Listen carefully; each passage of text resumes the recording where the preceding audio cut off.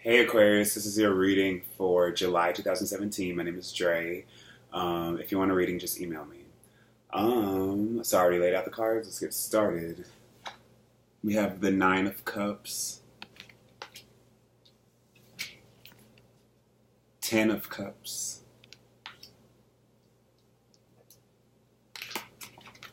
Queen of Swords in reverse, Prince of Wands in reverse, Five of Wands, Eight of Cups,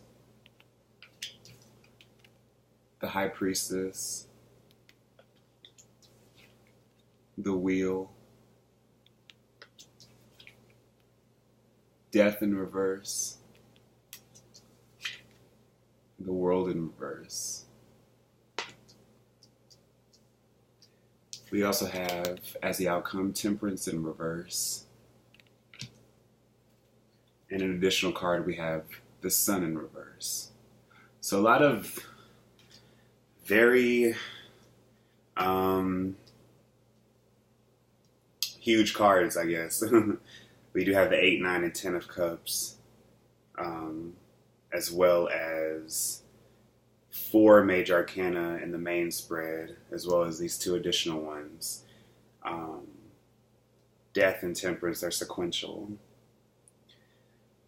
Okay, so I'm feeling like now is the time for you guys to really, because with you guys, Aquarius, with your readings, compared to all the signs, I feel like you guys are really on this path of, on this journey of trying to forge your own path, trying to like really create your own destiny, bring in like any of your hopes, your dreams, your wishes, your desires, to sort of live them, breathe them, have it exist 24/7. And I really feel like we're coming into eclipse season. We're gonna have of course the new moon in Leo, as well as the full moon in Aquarius next month.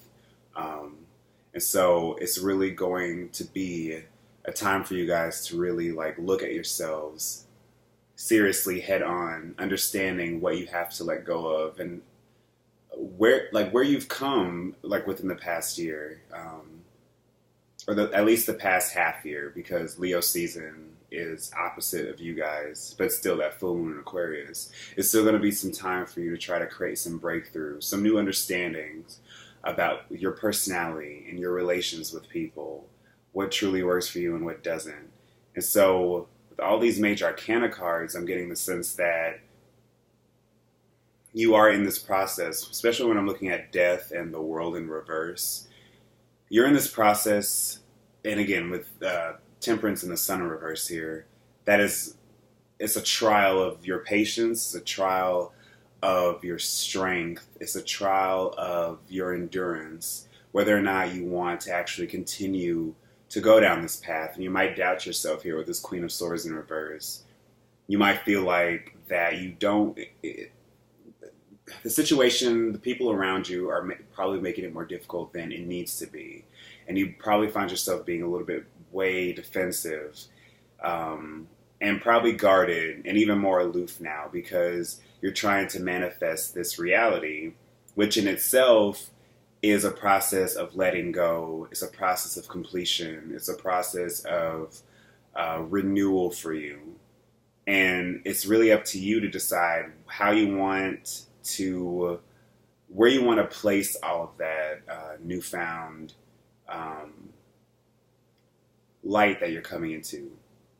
And if you haven't found it yet, I feel like, again, this entire process will be about you understanding how far you really want to take your dreams, how far you really want to take your desires, your goals, how far you're willing to go for happiness, and understanding that for a part of it, the physical manifestation of it, because there are no pentacles and there are 3 cups here, so it's more probably emotional fulfillment.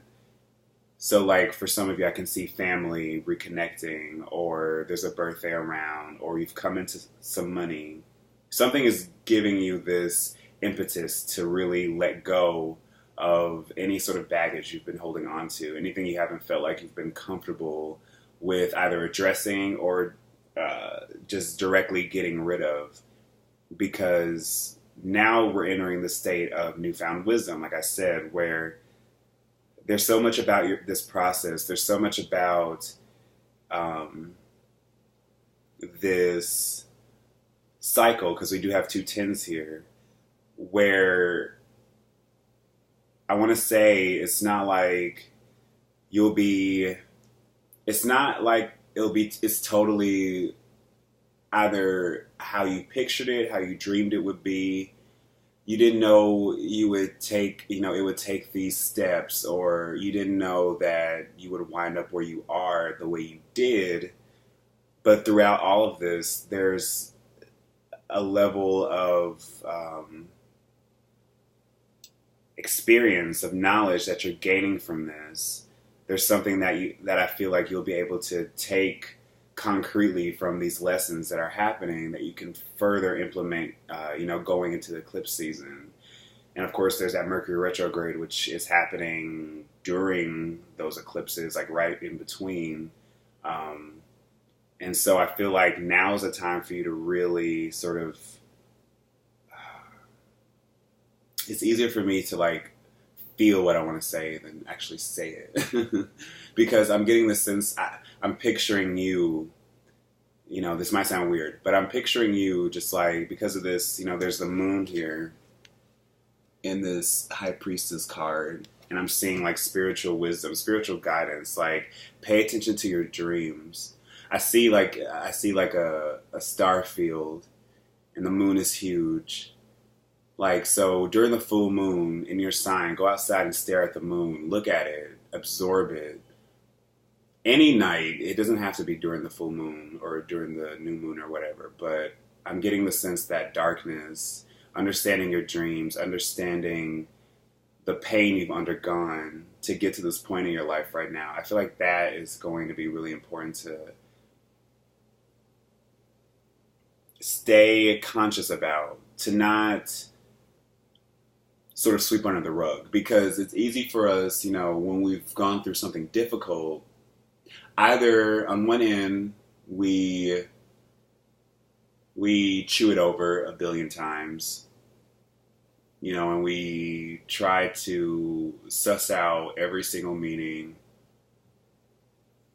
We try to see what we could have done differently. Or we just ignore it. Some people just completely ignore their problems anyway and just continue to forge ahead. But I feel like that wouldn't be wise going forward with this death card and with the world in reverse. There is something that is within your grasp. There is something that you have been dreaming about, that you have desired, that you have wanted to attain.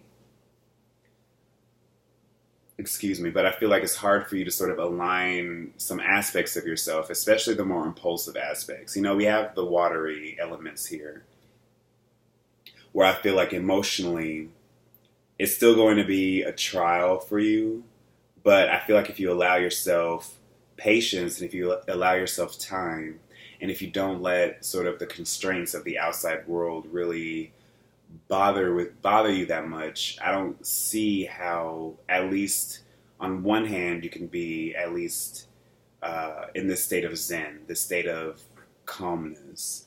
But I feel like the demands of your outside world are really asking a lot from you, to where, your reality isn't meeting the fantasy.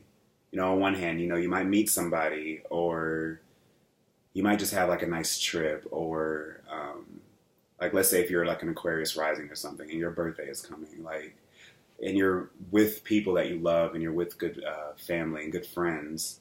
I feel like that's satisfying you on one hand, but when it comes to your core, there's still this internal struggle. But it's up to you to decide where you want to take this, because we have the wheel here upright.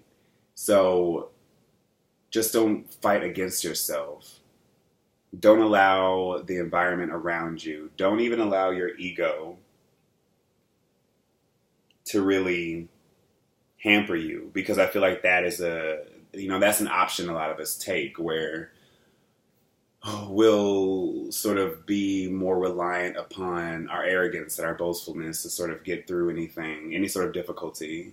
Like, you know, any of our insecurities, any of our our jealousies or our envious natures or whatever, you know, some of us are just like, well, I have to do better. I have to one up this person in this respect, or I have to do this in this way to sort of make up for the fact that I don't feel adequate enough in that way. So that's also, you know, a possibility as well. But the entire thing is all dependent upon whether or not you are allowing yourself the right to be calm, the right to be content. And this is still going to be a trial for you. And it's going to be internal, external, like I said. So focus on one aspect at a time. Focus on what needs watering, because I feel like for some of you, maybe you haven't had that much fun. Maybe you haven't hit the dating scene in a while. Maybe you haven't allowed yourself time to just relax and just chill, or take in a good book, or, you know, like I said, go outside, stare at the stars, go by a body of water and like look at the, you know, a river or a lake or something. I really feel like connecting with nature in at least one sense would be helpful. But also in the long term, understand that